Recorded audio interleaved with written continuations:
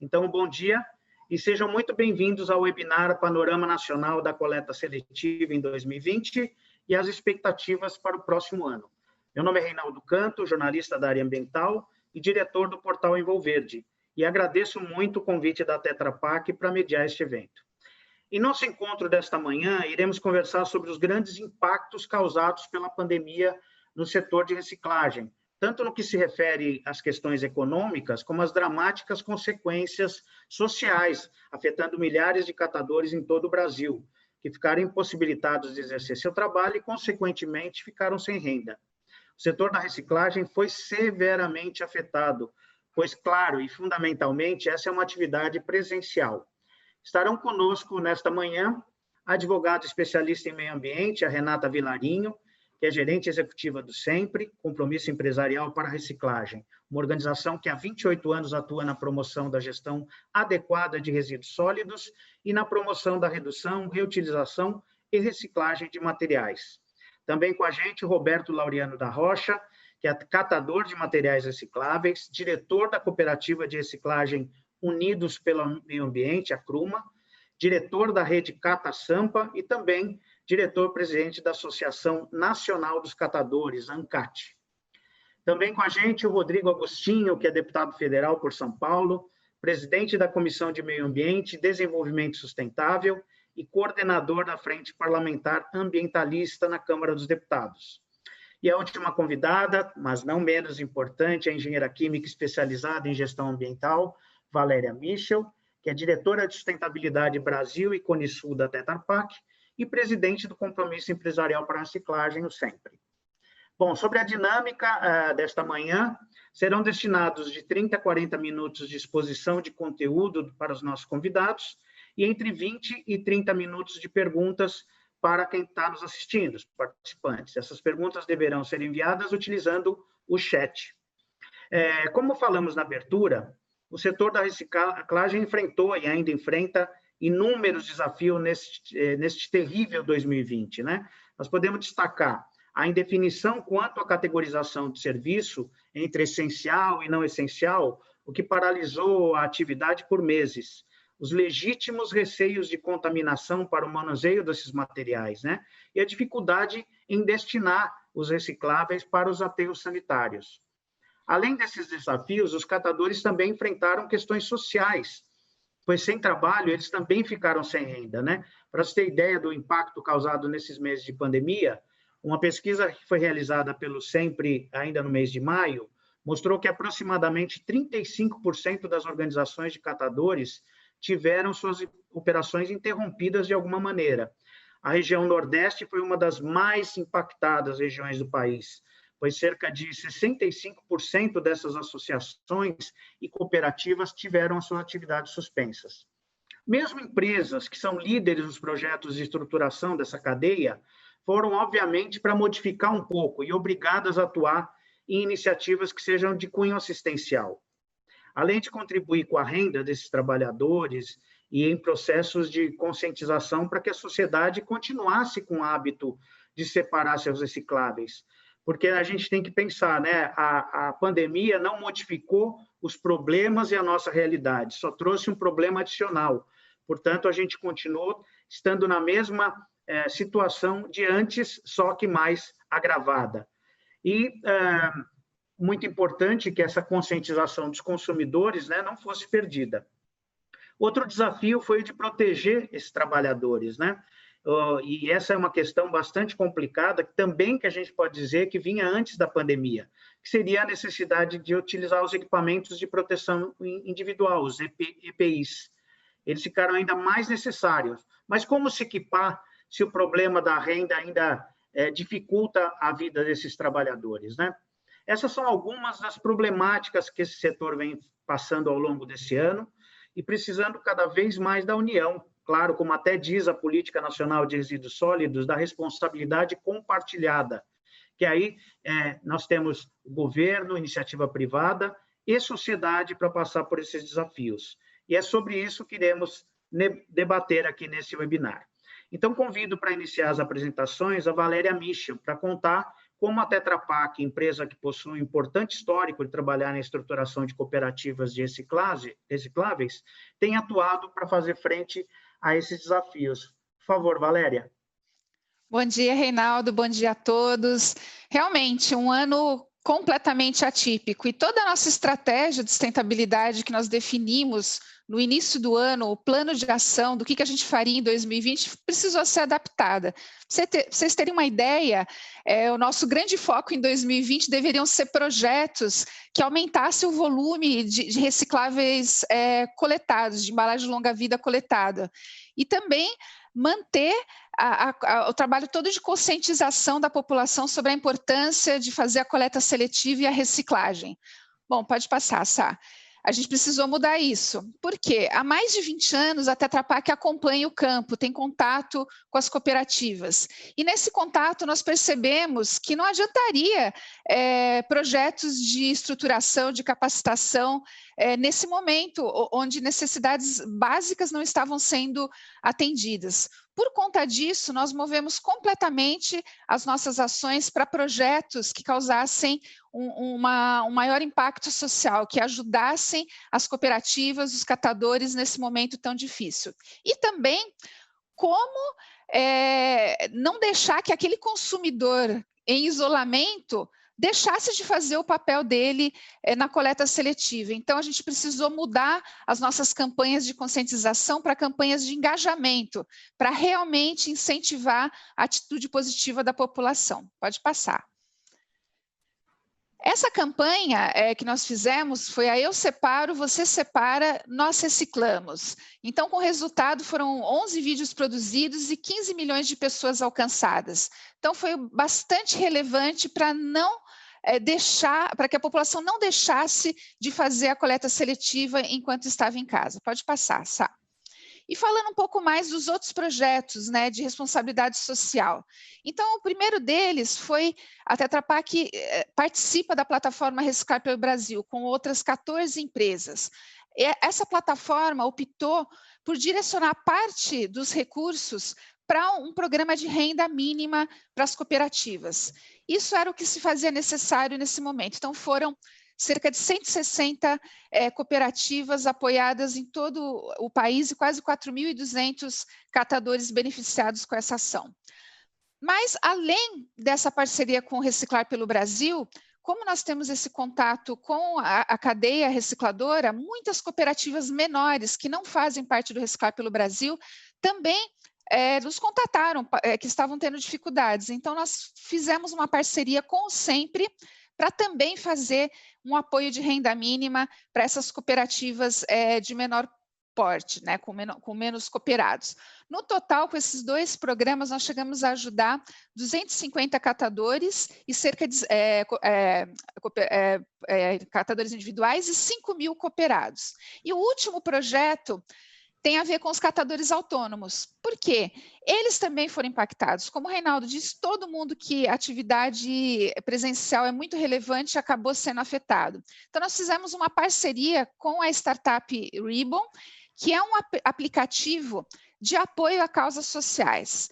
Então, qual foi o nosso papel? Foi motivar o Ribbon a criar uma causa de apoio de renda mínima para os catadores autônomos. Então, isso aconteceu com o patrocínio da Tetra Pak, garantindo essa renda mínima para esses catadores através de doações virtuais que qualquer cidadão poderia fazer.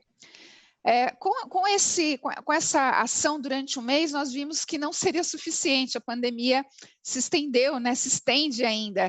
Então, nós convidamos parceiros estratégicos da Tetra Pak para dar continuidade nesse projeto. E a Klabin e a CBA, por mais 2 meses, continuaram com esse programa de renda mínima. Então, foram várias ações para tentar minimizar um pouco desse impacto social que a cadeia de reciclagem teve. Pode passar.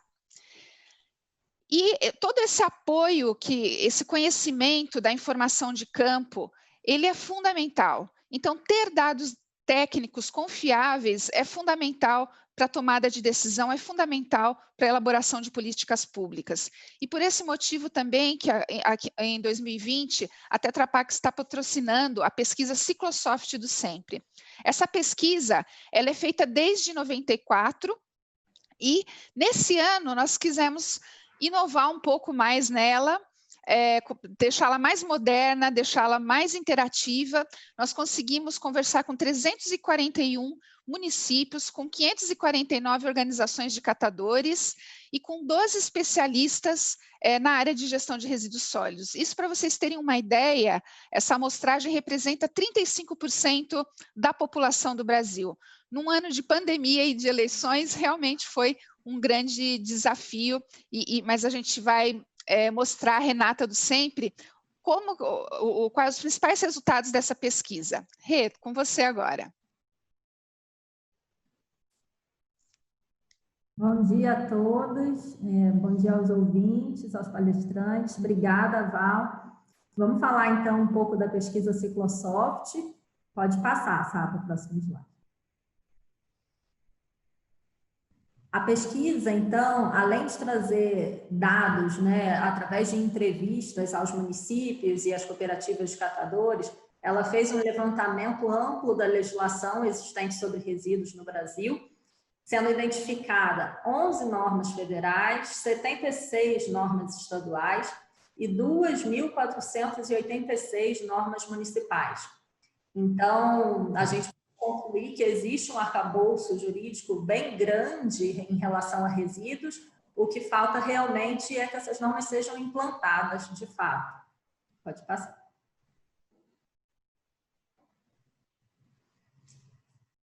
Então, aqui, explicando um pouco de como que foi a metodologia para a realização da pesquisa, a gente teve um espaço amostral que considerou todos os municípios que participam, que já têm coleta seletiva. Esse foi o primeiro critério para escolha desses municípios que participariam da pesquisa. E outro critério utilizado foi os municípios mais populosos. Então, nós escolhemos municípios com mais de 10 mil habitantes para a gente realmente ter uma amostragem significativa. E essa pesquisa, é importante também comentar que ela foi realizada de julho a outubro desse ano, durante a pandemia. Isso gerou também o fato das secretarias de meio ambiente, dos órgãos não estarem fisicamente funcionando por conta das medidas restritivas, gerou uma dificuldade na coleta de dados, então foi um ano bastante atípico. Acho importante a gente ter esse olhar, Nossa meta aí era alcançar até 600 municípios, mas por conta dessa dificuldade nos contatos, a gente atingiu 341. Ainda assim, esse número representa 35% da população brasileira. Pode passar. Eu vou trazer aqui, então, alguns dados que são bastante interessantes, mas esses dados eles não representam nem 5% da pesquisa. Então, o que a gente pretende hoje é realmente dar um gostinho de todas essas informações que nós vamos oferecer para a sociedade, para que vocês entrem no site. A pesquisa, então, ela tem uma visualização bastante moderna esse ano. Em breve vai ser disponibilizado o site com dashboard, onde vocês vão poder acessar todos esses dados. Mas, antecipando, da população que é atendida pela coleta seletiva, a gente identificou 301 municípios. Desses 301 municípios, ele representa 72,% da população que é atendida pela coleta, o que significa 40 milhões de habitantes. A pesquisa, então, ela vai trazer os dados com foco nesses municípios consultados e, nesse mapa, a gente já pode evidenciar qual o percentual da população atendida pela coleta seletiva em cada região. Vamos passar.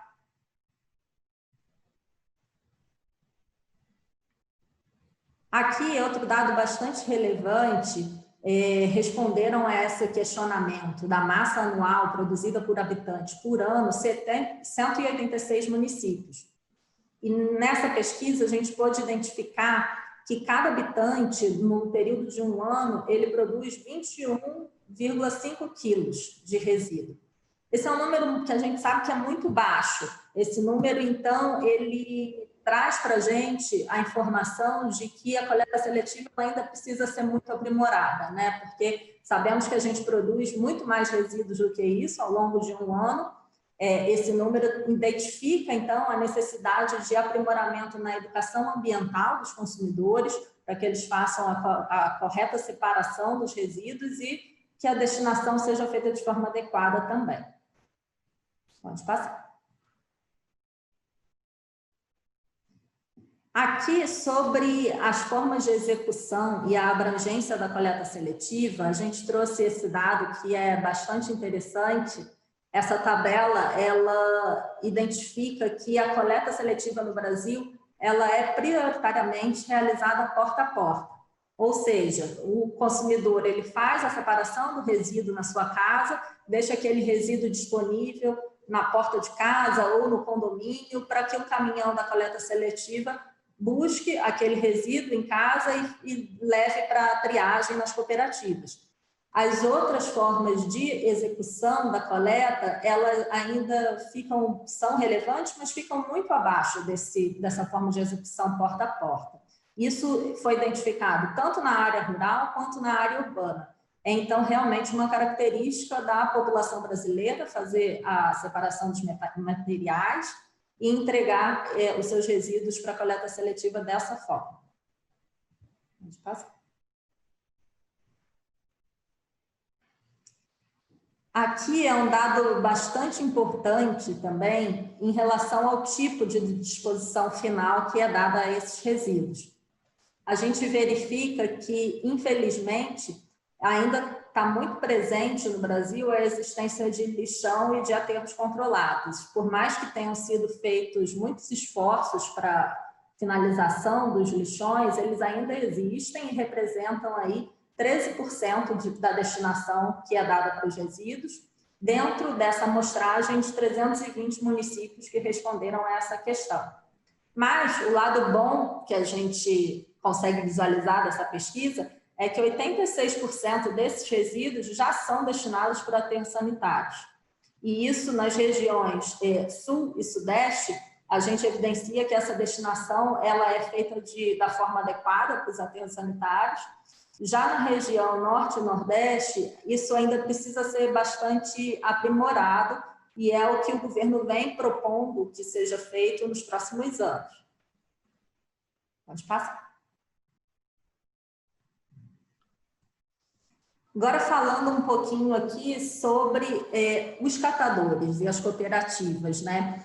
A gente fez, então, a entrevista com 549 organizações de catadores ao longo ao redor de todo o Brasil. 544 organizações responderam a pergunta de quantos catadores funcionam naquela organização. E nós obtivemos a média de 27 catadores por organização. Esse é um dado importante, assim como o dado da média de tonelada gerada por organização, que é 56,3%, porque com isso a gente consegue ter um mapeamento do funcionamento dessas cooperativas em todas as regiões do Brasil.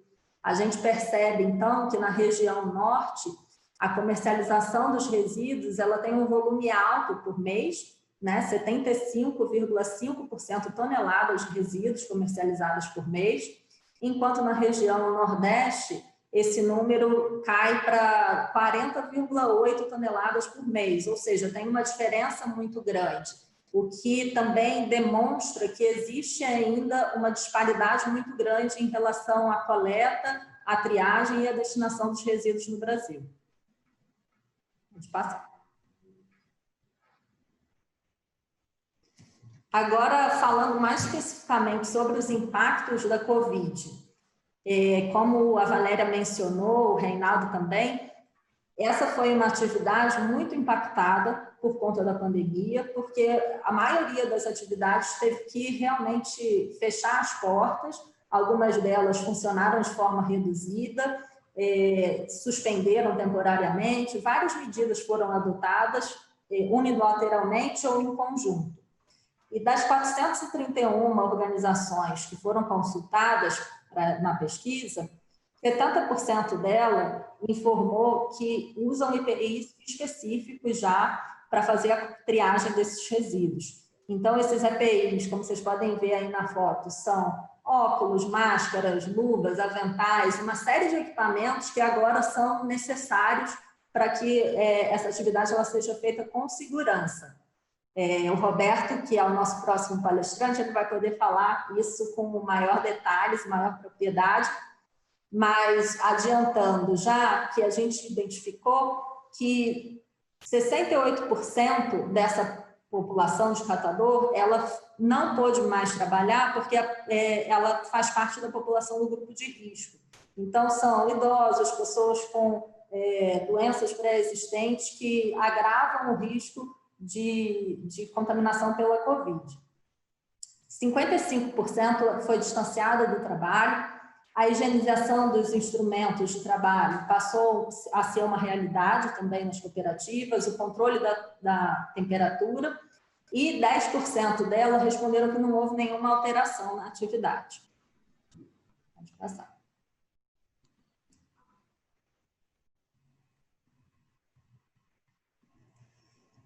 Em relação à orientação que essas cooperativas receberam, tanto dos governos, quanto de outras instituições que trabalham com a reciclagem.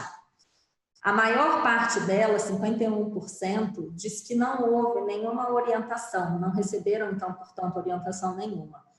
36% recebeu a orientação de fazer a quarentena dos resíduos, que é aquela prática de separar os resíduos, deixar passar ali o período de quarentena, que, de acordo com o município, isso também variou um pouco, entre 30 e 60 dias. Então, esse percentual foi um percentual bastante considerável. Então, essa é uma prática que tem sido adotada por muitas cooperativas. Já num percentual menor, houve a mistura desses resíduos e também teve gente que não soube informar sobre essa prática. Em relação à venda dos recicláveis, é importante a gente ressaltar que isso como foi um ano muito atípico, isso variou muito ao longo do ano. Então, durante a pesquisa, no período de julho a outubro desse ano, a venda dos recicláveis diminuiu muito. 61% das cooperativas entrevistadas reportaram essa informação para a gente. 20% reportou que esse preço aumentou. Por que aconteceu essa diferenciação? A gente consegue perceber que aquelas cooperativas que tiveram as suas atividades suspensas acabaram tendo que, as cooperativas que estavam funcionando acabaram recebendo os resíduos daquelas que não estavam funcionando. Isso pode ter gerado também um aumento do volume desse resíduo e aumento do valor.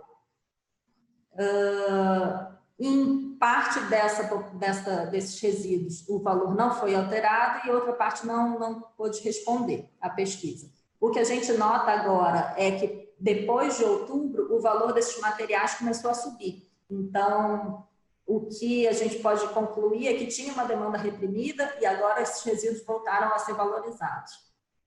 Pode passar. E aqui, só para contextualizar, que a pesquisa Ciclosoft esse ano, ela trabalha com dados qualitativos, como eu falei no início da nossa conversa, e ela traz também um capítulo que são entrevistas a especialistas que trabalham na área de gestão de resíduos. São stakeholders, pessoas da área pública, iniciativa privada, startups, que têm esse dia a dia na área de resíduos. A gente, então, quis saber deles o que eles acham que são os maiores desafios, quais são as perspectivas de implantação da Política Nacional de Resíduos Sólidos, para ter uma visão geral do panorama hoje da gestão de resíduos no Brasil. E aí eu trouxe aqui um trechinho da fala do deputado federal Rodrigo Agostinho, que está aqui com a gente hoje. É uma fala muito interessante e o deputado ele fala, então, que a grande oportunidade nesse momento é a implantação dos planos municipais e o avanço da logística reversa. E são grandes desafios, como o deputado comentou, e para que isso seja implementado, é muito importante que existam conjuntos de ferramentas, Não é uma iniciativa única que vai fazer a gente alcançar os índices de reciclagem que a gente deseja. Uma dessas ferramentas é a questão tributária. Com a desoneração da cadeia da reciclagem, a gente, então, consegue ter os avanços necessários para essa gestão evoluir, trabalhando, assim, a reciclagem, a economia circular e a responsabilidade pós-consumo no país. Pode passar. E esse é o principal recado que fica hoje para vocês. Convido a todos a conhecerem a pesquisa Ciclosoft 2020, está muito interessante, a forma de visualização muito fácil, acredito que todos vão gostar bastante. Muito obrigado, Renata. Excelentes informações que você colocou aqui para a gente. Essa pesquisa Ciclosoft aí fundamental, né? Agora também é fundamental conhecer a realidade do trabalho dos catadores, né? Para isso eu chamo o Roberto Rocha para contar um pouco dessa realidade, o que tem acontecido, tanto no momento atual também, quanto nessa retrospectiva, né, Roberto? Por favor. Ativar meu som. Bom dia. Bom dia a todos e a todas. Obrigado pelo convite, né? É fundamental aí a gente estar nesse momento aqui, né? Acho que um momento histórico, inclusive, porque a gente vê, né, que a Ciclosoft, né, a ANCAT com o Anuário, enfim, vários, né, números aparecendo, né, relacionado aí ao trabalho, né, dos catadores. Isso é fundamental. Então, eu queria até já parabenizar a Ciclosoft, que ficou muito bom ficou muito bom aí nessa apresentação, esse documento vai ajudar muito a trazer a nossa categoria, né, de catadores de material reciclável, que vive numa invisibilidade, né, que tem um papel fundamental, importante na cadeia da reciclagem, trazer eles para a visibilidade novamente em todo esse processo de trabalho, né? Eu vim aqui, na verdade, trazer um pouco, eu vim aqui trazer um pouco dos números, na verdade, do atual anuário da ANCAT, né, que é um anuário, na verdade, realizado pela ANCAT, pela Pragma Soluções, e poder, na verdade, contribuir aí, fazendo um pouco uma relação dos números versus aí esse momento nosso da pandemia. Enfim, a gente vai um pouco conversando sobre tudo isso, tá? A gente pode passar um slide, por favor? Então, assim, eu acho que dentro dessa nossa pesquisa, né, de 408 organizações aí, que declararam, organizações, né, que declaram um número, né, de associados, 10.413 catadores estão nessas organizações, né? Então, assim, desses catadores, a maioria deles são mulheres, né? E quando a gente falou, na verdade, do impacto, né, do coronavírus, né, da pandemia, nesse momento, impactou muitas catadoras. As catadoras, elas foram muito impactuadas nesse processo, porque as catadoras têm uma questão fundamental. Boa parte das catadoras, elas são arrimos de famílias, né? São mães, né? São mulheres, na verdade, que cuidam, na verdade, da sua família, um pouco diferente dos catadores, né? Dos homens catadores, né? Então, quando a gente teve esse impacto, foi muito interessante, porque quando a gente teve esse impacto da pandemia, as catadoras, né, elas relatavam para a gente, né, quanto à associação, muito essa dificuldade que elas tinham, na verdade, por exemplo, de ter um investimento para comprar um leite para os seus filhos, né, ter um investimento para comprar algo que era muito mais necessário que um alimento, que uma cesta básica, que vinha simplesmente na cesta básica, né? Por isso, inclusive, a ANCAT, ela fez uma campanha de solidariedade, que ela fez uma parceria com a Sodexo, e essa parceria com a Sodexo garantiu que os catadores pudessem comprar, né, ter um cartão de alimentação, que pudesse comprar aquilo que achava que era necessário para aquele momento que eles estavam precisando nesse momento da pandemia. Podemos passar? A gente vê um pouco essa relação, né, no Brasil, né, de catadores. Então, nós temos aí uma média de... foi feito um estudo de 25 catadores por empreendimento, né? E a gente vê que na região sudeste a gente sempre tem a maioria aí desses catadores, né? Em São Paulo, principalmente, aí 26% de todos os catadores aí são esses catadores que foram mais identificados, né? Então, a gente tem uma uma quantidade concentrada aí desses catadores mais na região, no estado, né, do estado de São Paulo, e desses 1.829 aí catadores, as organizações agregam mais de 46 mil catadores, né? E aí são catadores não só do Reciclar pelo Brasil, mas são catadores aí de toda essa rede aí que a gente tem de parceiros, né? Tem o Reciclar pelo Brasil, tem o Ciclosoft, tem o Mãos para o Futuro, né? Tem várias outras organizações aí que poderam contribuir, na verdade, com essa amostragem desse anuário. Podemos passar? Hoje, né, a gente tem aí, desse estudo aqui, essa renda média de R$ 932 reais, mas ainda acredito que essa renda média é uma renda ainda bem avançada, né, bem elevada, porque a boa parte dos catadores hoje não recebe um salário mínimo, né, não recebe um salário mínimo ainda, infelizmente, né? Então, ainda a situação dos catadores, embora eles coletam, né, carregam com eles toda essa responsabilidade de alimentar a indústria no ponto de vista da coleta seletiva, dos seus materiais para a indústria, são os que são menos remunerados, né, nesse processo. Então, é fundamental, eu não vou passar mais slide porque o meu tempo aqui é bem curto, né? Me passaram 7 minutos para me passar, então eu vou passar minhas conclusões aqui, que eu estou com o cronômetro aqui, eu gosto de respeitar o tempo né, para ser bem aproveitado. Então, assim, o que eu queria, na verdade, aqui colocar, eu acho que é o momento de se repensar, né? Nós estávamos até conversando anteriormente, a aproximação dos catadores junto com a indústria, né? É fundamental, na verdade, os catadores eles poderem estar fazendo uma relação direta com a indústria, e a indústria ela ter entendimento que os catadores são um elo desse processo. A indústria parou, no período da pandemia ela parou, por quê? Porque boa parte dos catadores pararam. Por isso que a gente entende que o trabalho dos catadores é um trabalho essencial, é fundamental e precisa, é lógico, como foi colocado pela Renata aqui, ele precisa ser retomado com todos os protocolos de segurança e repensando, na verdade,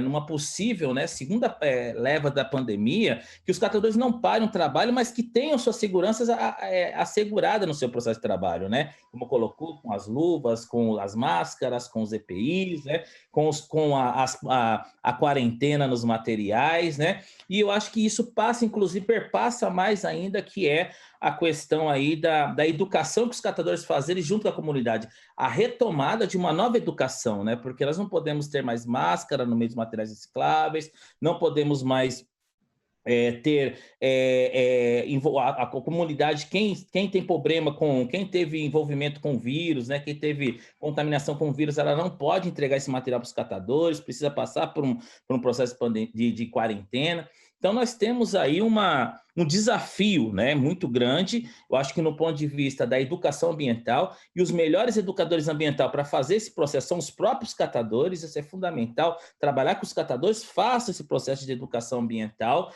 e que os catadores possam estar mais próximos da indústria, e que as prefeituras, indústria, né, prefeitura, indústria e o setor o setor aí da logística reversa possam rever e fazer um grande pacotão de remuneração para esse trabalho dos catadores, que na maioria das vezes não são remunerados pelo seu trabalho, nesse processo essencial do trabalho que cada um desses catadores exerce, né? Então é isso, eu queria parar por aqui, porque o tempo é curto, tinha muito mais para falar, mas obrigado pelo tempo e estou à disposição.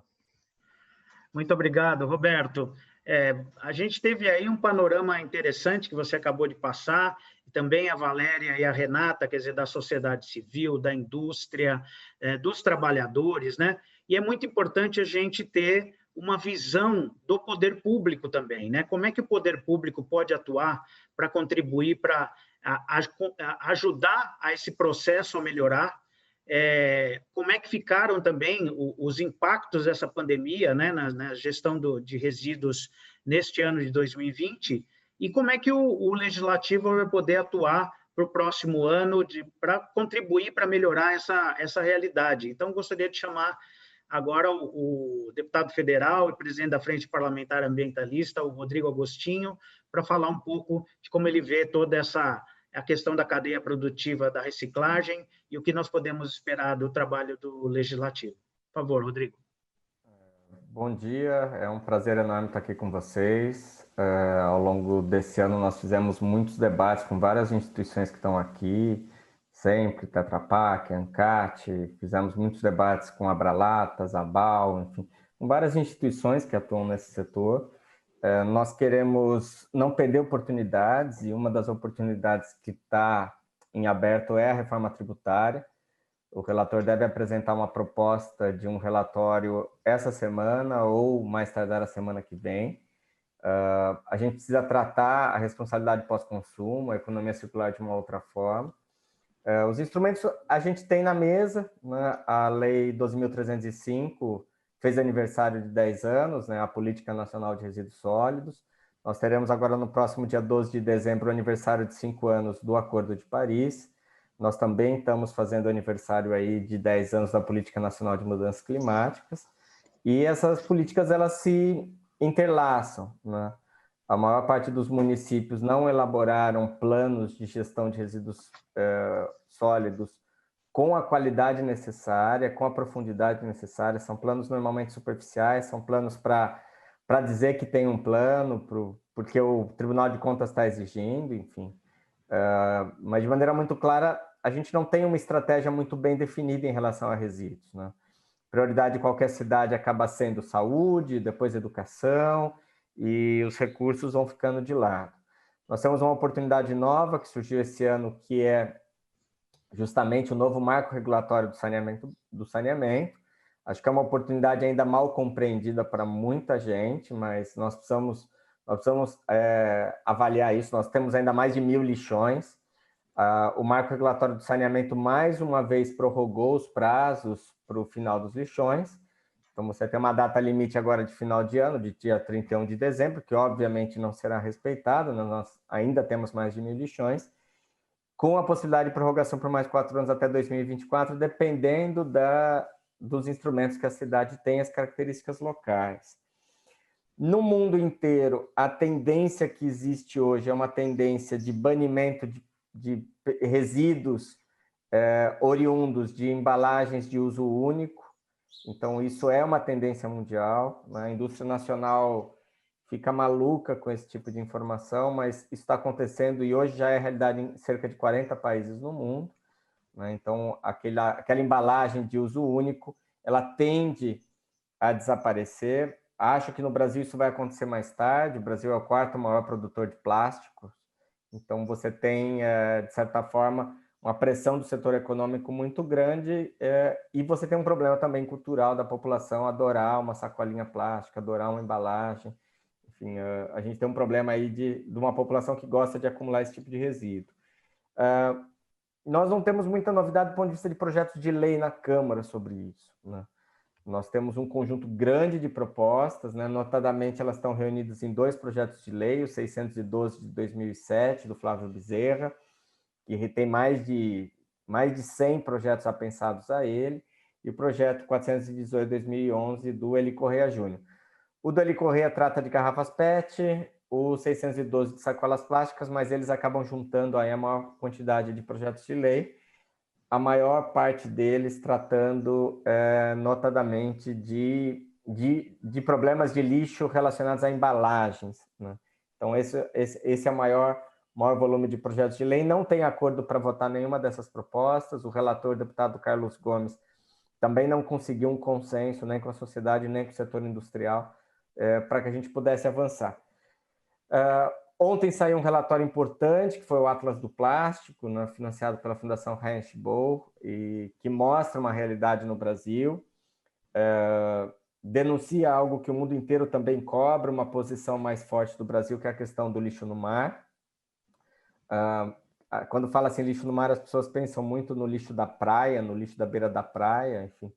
Mas, na verdade, o lixo no mar são toneladas e toneladas de lixo que vão para o mar, principalmente pelos rios, que desaguam no mar. Nós temos grandes rios brasileiros que desaguam no mar, né? Notadamente o maior rio do mundo, que é o Rio Amazonas, mas você tem o Rio São Francisco, o Rio Doce, enfim, grandes rios, e todos eles levando lixo, porque as cidades, além de não tratar lixo, também não tratam esgoto, né? E junto com o esgoto, com a falta de saneamento, vai esse lixo plástico que vai para o mar. É um volume assustador. esse lixo, uma parte dele acaba aparecendo na costa, uma parte significativa, cerca de 80%, acaba indo para o fundo do mar. Então, assim, a gente tem um desafio. Em algumas cidades brasileiras, os pescadores já tiram mais plástico da rede do que peixe, né? E é um outro desafio que a Frente Parlamentar Ambientalista vem dialogando na tentativa da gente encontrar algumas saídas, notadamente a melhoria na situação do saneamento no Brasil e talvez barreiras na foz desses grandes rios, barreiras flutuantes, barreiras físicas para reduzir a quantidade desse resíduo que chega no mar, né? Acho que a gente tem um desafio, além do desafio na área pública, porque ninguém quer financiar lixo, né? Não tem governador nenhum do país que financia a área de resíduos, o governo federal a mesma situação. O atual ministro do Meio Ambiente ele fala muito na questão da agenda urbana, da agenda do lixo, no programa Lixão Zero, mas se você não tiver financiamento, a política pública não para de pé. Uma parte significativa dessa política vinha sendo financiada através do PAC Saneamento, no âmbito do antigo Ministério das Cidades, e nós não temos editais novos, nós não temos linhas de financiamento para esse setor. Resta agora, nos grandes investimentos, resta agora financiamentos privados que devem vir também de recursos públicos através do BNDES. Então, assim, a gente tem um desafio enorme do financiamento e a gente tem um desafio enorme do setor privado ajudar nessa conexão, né? Não dá para deixar os catadores sozinhos, não dá para deixar os municípios sozinhos, né? Nós vamos precisar realmente de uma grande articulação. O município tem que entender a importância da coleta seletiva, tem que entender a coleta seletiva dentro de uma rede de proteção social também. Não é algo isolado, não é algo só do meio ambiente, é uma rede de proteção social, né? E o município sozinho também não vai para frente, né? Então, os governadores precisam entender a necessidade de ter políticas públicas para isso. Quase todos os governos estaduais têm políticas públicas de comando e controle para a área de lixo, ou seja, tem fiscalização, tem setor de licenciamento, mas não tem nada do ponto de vista de política pública para realmente financiar o fim dos lixões, financiar a coleta seletiva, ecopontos, pontos de entrega voluntária, EPIs, coisas desse tipo, né? Muitas cooperativas são cooperativas que a gente sabe que são cooperativas de faz de conta. Eu falo isso com muita tranquilidade, porque as 4 da minha cidade são associações que, na verdade, é uma empresa privada no formato de uma cooperativa, né? Normalmente, a gente tem um atravessador aí que toma conta da cooperativa. E a gente precisava avançar, a gente precisa, de certa forma, que quando os cooperados estiverem num regime de cooperativa, seja realmente uma cooperativa e não um processo de exploração, um processo onde você nunca sabe, você não tem transparência, você nunca sabe por quanto que o resíduo está sendo vendido e como é que está sendo feito de uma forma mais transparente esse rateio, né? Acho que não é um problema do Brasil inteiro, mas com certeza e eu sei porque na minha cidade é assim, né? Então, assim, a gente tem um desafio muito grande pela frente e eu acho que a gente tem que aproveitar as oportunidades, né, como essa agora da reforma tributária, mas não esquecer de cobrar sempre e de lutar muito por uma articulação um pouco maior de toda a sociedade em torno do tema, né? O Brasil se acostumou a levar o lixo distante, né? Escolhe um terreno escondido, distante, na área rural, né? Joga tudo lá e está tudo certo, né? O lixo só é problema quando ele não é coletado, né? O destino final normalmente não é encarado como um problema pela sociedade, né? É encarado, obviamente, pelas autoridades, mas não pela sociedade. A sociedade só grita se o lixo não é coletado na frente da sua casa. Então, essa realidade precisa mudar.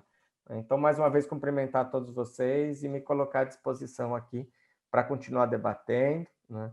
Acho que o futuro é um futuro muito ligado à tecnologia, a gente precisa investir muito em ciência e tecnologia. Existe uma tendência enorme de bioplásticos no mundo, né? O Brasil não está fazendo os investimentos necessários nessa área, né? Aqui do lado da minha cidade, um dos maiores investimentos privados do país é justamente na produção de bioplástico para o setor de confecção, no setor têxtil, né, de você transformar celulose em poliéster, que é um plástico. Mas eu acho que o Brasil ainda está deixando muito a desejar, porque o Brasil não investe em ciência e tecnologia. A gente vai acabar trabalhando com tecnologia de outros países, tecnologias patenteadas, onde o Brasil não acaba não tendo protagonismo. Mas era isso, então, gente, me coloco à disposição aqui para qualquer esclarecimento. Obrigado a todos vocês e parabéns pelo evento. Muito obrigado, Rodrigo. Lembrando, né, que na abertura eu não falei, mas você foi prefeito de Bauru, você é da cidade de Bauru, que você citou várias vezes a tua cidade. Eu acho que é importante fazer esse esclarecimento para quem está nos assistindo. Nós temos algumas perguntas, nós não temos muito tempo, então eu vou fazer uma pergunta para cada um, e gostaria só de pedir a brevidade nas respostas em função do tempo, tá? Queria, primeiro, para a Valéria Michel, a paralisação das cooperativas, mesmo que temporária, impactou o volume dos resíduos recicláveis coletados, né? Como a Tetra Pak pretende atuar para recuperar o volume e o engajamento do consumidor no ano de 2021? Por favor, Valéria. Então, Reinaldo, realmente a gente está a toda pensando nos projetos. Um deles é realmente campanhas de conscientização e engajamento da população. A gente está com campanhas nas nossas embalagens, inclusive, informando, mostrando um pouco do que está por trás da cadeia de reciclagem, porque a gente percebeu que quando as pessoas entendem como que funciona a reciclagem, que ela pode mudar a vida de uma pessoa, elas contribuem mais e são mais participativas. E a pandemia mostrou isso. Muitas pessoas em casa que tiveram mais tempo para refletir um pouco sobre a sua atitude, a cidade de São Paulo, por exemplo, é um bom exemplo. Aumentou em quase 30% o volume de recicláveis coletados em São Paulo. Então, isso significa que a população pode ser ativa e pode participar. Além disso, nós estamos com alguns projetos bem interessantes, inclusive discutindo aqui com o governo de São Paulo um projeto em parceria público-privada para buscar novos caminhos, né? Como envolver as cooperativas, como envolver o governo, como envolver a indústria, né? Isso é responsabilidade compartilhada e eu entendo que a gente ainda tem uma oportunidade gigante de ter projetos mais efetivos dessa responsabilidade conjunta. Então, a gente já estão tudo no forno ali só para caminhar, a gente podendo voltar a campo, podendo voltar a essa atuação mais próxima do campo, a gente vai colocar eles para rodar. Esperamos que isso seja o mais breve possível, né, Valéria? Nós também, estamos ansiosos. Agora, para a Renata, a Ciclosoft ficou mais moderna e aparentemente trouxe análises mais complexas. Será abordado alguma avaliação sobre o custo da coleta seletiva nas diferentes regiões do país? Outra dúvida colocada aqui na Ciclosoft, é possível encontrar dados de todos os municípios brasileiros? E, por fim, quando ela será disponibilizada? Sim, a Ciclosoft ela ficou mais elaborada esse ano.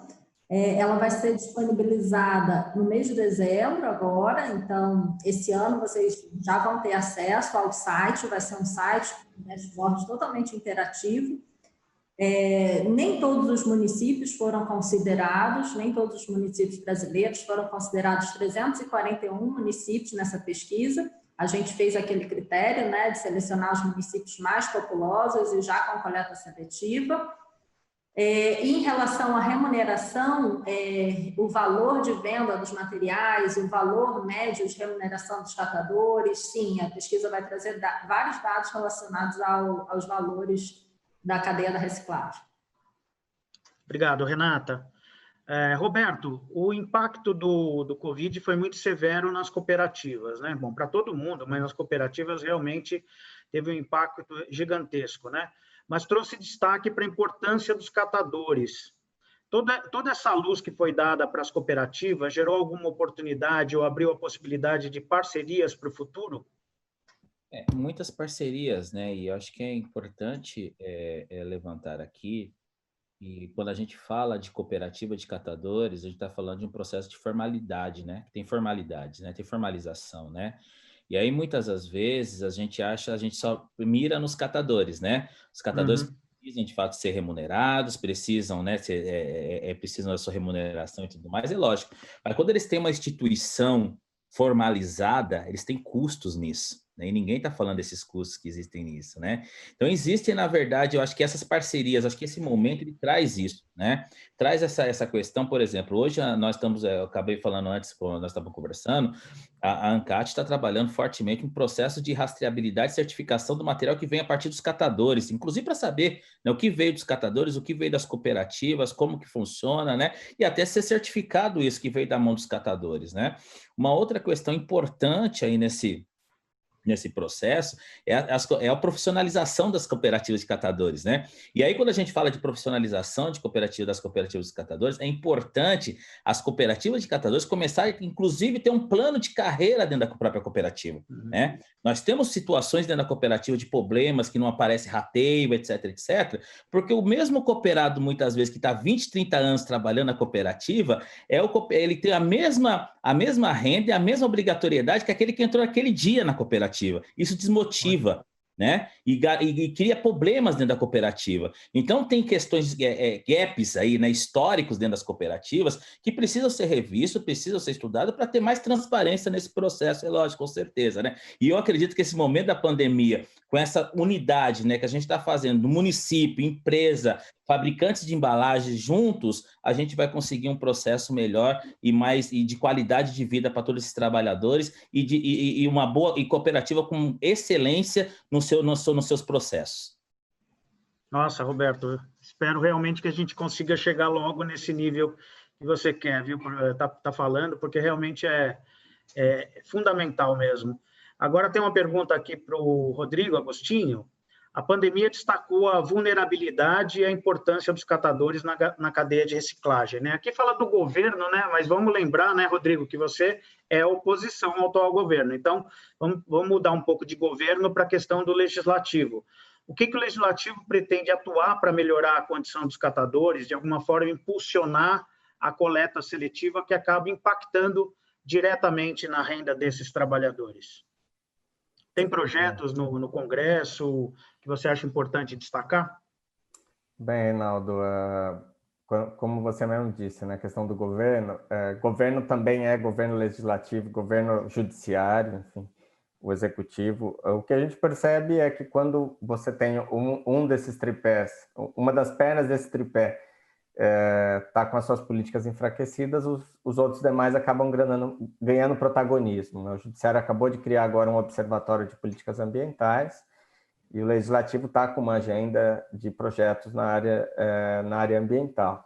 No caso específico de catadores, não, né? Mas a gente fez um esforço muito grande esse ano no que diz respeito à inclusão dos catadores dentro do auxílio emergencial, né? Dentro de um apoio extra aos catadores e, ao mesmo tempo, numa perspectiva de volta do trabalho da própria coleta seletiva em si, né?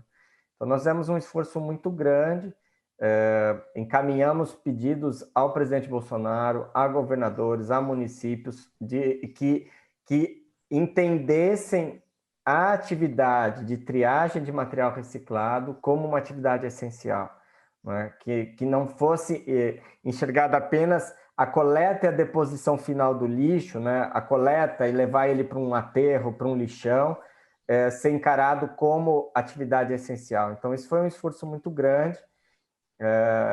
Por incrível que pareça, a gente percebeu muitos prefeitos de capitais que sequer sabiam que tinham proibido a coleta seletiva, a reciclagem na sua cidade, né?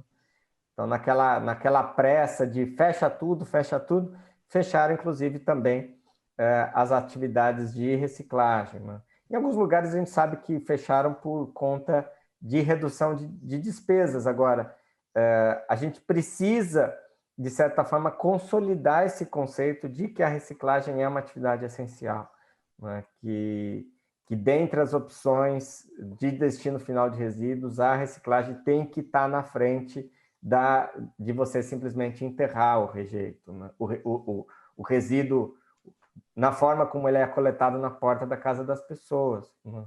Você tem toda uma sequência de reduzir, enfim, de reutilizar, mas a reciclagem tem que vir antes da deposição final.